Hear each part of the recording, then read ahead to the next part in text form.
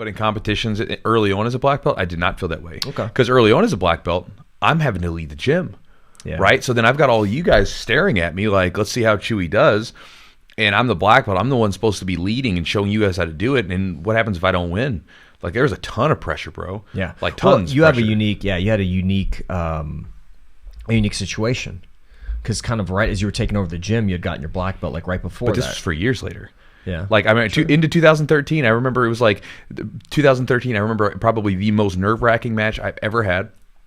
I go into, it was that competition we had locally. It wasn't even a big one, right? And so this goes back to, it's not about the size of the crowd, it's about who's in the crowd. Okay. So when we had that local tournament, we had there was a black belt, just sort of open division where it ended up being about 4 black belts, and we just did a round robin for $500.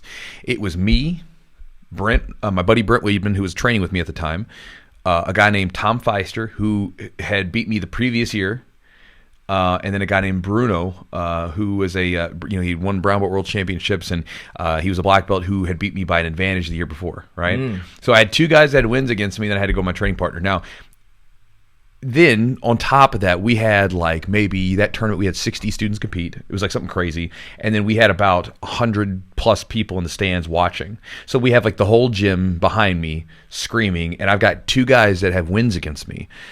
If you want to talk about pressure, that was the most pressure I've ever felt, because I'm like, okay, they're not even watching from afar. So if I lose to these guys, I got to step off the mat and I got to see the whole crowd staring at me, right? Tons of pressure as a black belt. And, I ended up winning all the matches, ended up winning the division, and felt great. But man, oh man, that was some serious pressure. And that was probably one of the biggest matches. My shift, I think, came around like 2000, probably 2014, 15, sometime through there, where for whatever reason I was able to I think it was more of like a self-development type thing. Whereas I just got more comfortable with me, I was just able to like let the competition stuff, because I realized I wasn't competing all the time anyway. So I'm doing this stuff for fun, so I might as well have some more fun with it rather than like try to take it so seriously. Yeah, that's interesting. It's interesting that it's not necessarily like the size of the tournament or the value of that tournament, whatever you put on it. It's more of you felt like you're representing. I think I felt a lot of that pressure, like, and you can tell me if this is true or not. Your last MMA fight, it was the last one you had. Did you feel a ton of pressure at that one? Like I felt like in the air. I was like, God, because I was so nervous. Bro, did you see the crowd that we had there? Like, I remember we had those green shirts that we got printed for the event, and I remember like coming out there and just seeing this sea of green in the crowd. I'm like, oh my God, everybody's here.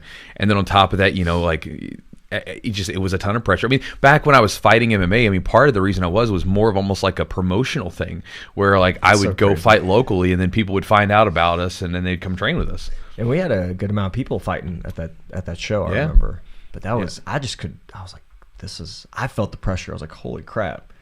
But it was fun. Now, once I'm in the ring and stuff, I'm not thinking anymore. The pressure is like beforehand and all that stuff. But once I'm in there and going, I mean, there's no pressure. There's just, I got to go. Yeah, for sure.